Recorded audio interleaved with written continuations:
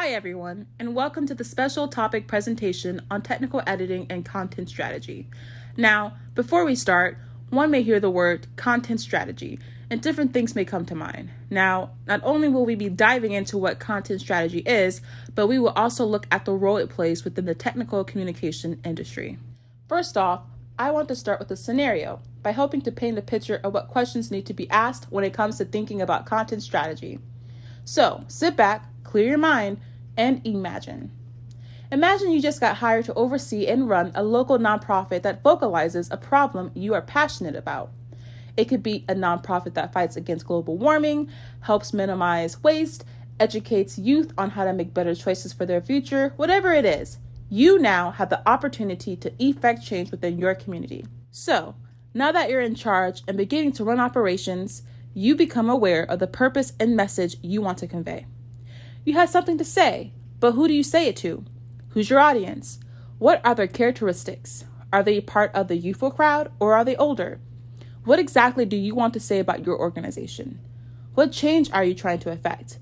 And if you know, how do you get your message out there for people to actually take notice?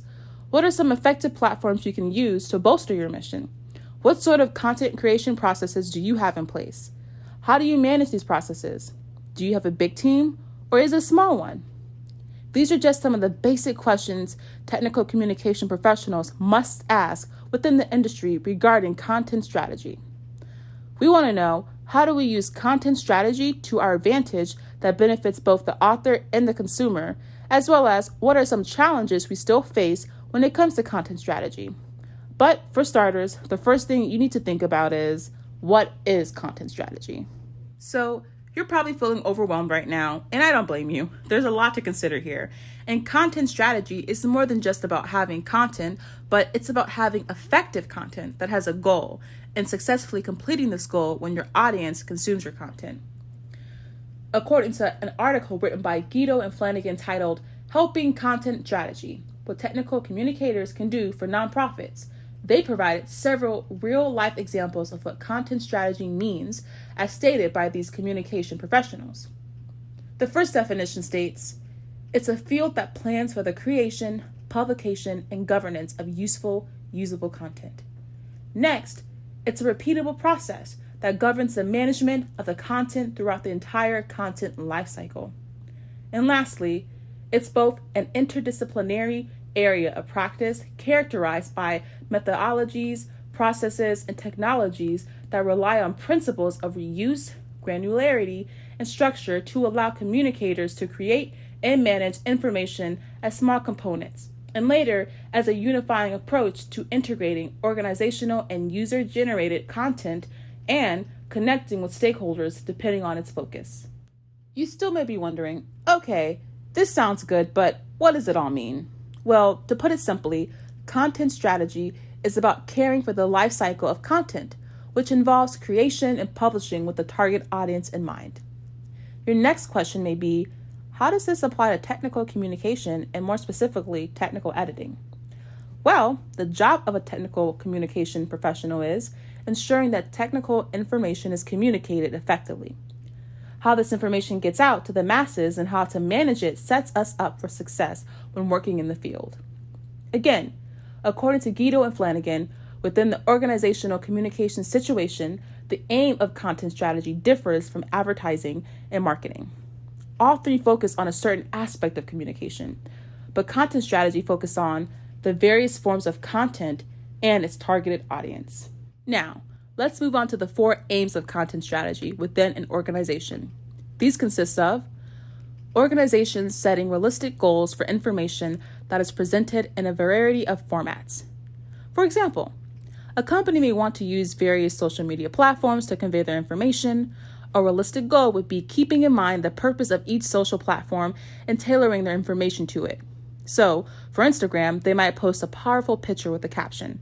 Facebook, they might post that same photo but have a more text to follow along with that same caption. Twitter, they might just have that caption but beef it up a bit to engage better with their targeted audience, and so forth and so on. Next, organizations thinking strategically about who is reading their content and why. Who is your audience? Why should they be interested in what you have to say? What does your company or organization have to say about the specific area you are promoting? Is the information you have up to date? What is the audience currently talking about within that given area? How could you use it in your content? Next, organizations realizing that content strategy is a cycle. For instance, you may be a technical editor for a medical company. There's a workflow in place to get projects down the pipeline. Once that's completed, you start over with another project and work to improve that process. Even more, if you're working with promotional content for that company or organization, just because you use it once doesn't mean you can't use it again. It can be rehashed and used for another post. We'll get into that a little bit more, but remember, you can always reduce, reuse, and recycle content. Lastly, organizations developing a strategic plan and vision for content. This could look like asking what goal your company wants to accomplish with its content. How does your company or organization view its content, and how do they want it to look like? And lastly, what are the processes they have in place to carry this out? In today's technologically savvy world, we must shift from creating content from one platform and be able to strategize content for many. This is a struggle most companies face, wanting to stay in the old manner of traditional technical writing. Yet, with so many devices and increased screen times, we must be platform neutral, being able to take any information given and synthesize a new piece of content for various platforms. It's all about topic-based writing, or in other words, content strategy. Time for the quote of the day. When you speak to everyone, you speak to no one. Now, the most important thing to remember here when considering content planning and creation is audience analysis. According to Davis and Ebel, audience analysis is a process that involves determining the wants, needs, and motivations of human readers and users engaging with the content that a technical writer produces. Essentially, it's about seeing the consumer as a mere human being and being able to decipher what this person wants or needs and how, as a communication professional, you can meet that requirement. Understanding this is a vital concept within the industry because technical writing and editing is much different from other forms of writing. For instance, fiction writing isn't necessarily user-focused and doesn't consider what the reader wants. The author focuses on what kind of story he or she wants to tell, or even if it's a nonfiction, such as an autobiography, the goal is to tell one's own life story, no matter how the audience may feel. Moreover, when it comes to technical writing and editing, we are always keeping the audience at the forefront. With that being said, some questions posed from one reading I completed that I found interesting to share were, how can we help account for a range of multiple audiences, stakeholders, contexts, and purposes when editing and writing content? And how do we teach technical communicators to conduct audience analysis for writing and content recycling? Again, audience analysis is an important industry dynamic within the communication workflow because it's not just about getting out information, it's about making sure your information reaches the right people in the right way.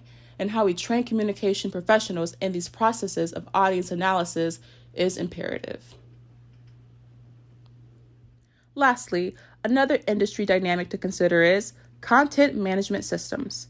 Now, when it comes to defining content management, it's exactly how it sounds, finding ways to manage the content creating process. However, these processes are the systems we use to do so. According to the article, Content Management, a Pedagogical Exigency, there are 3 schools of thought pertaining to this: single sourcing, content management, and strategy and craftsman model.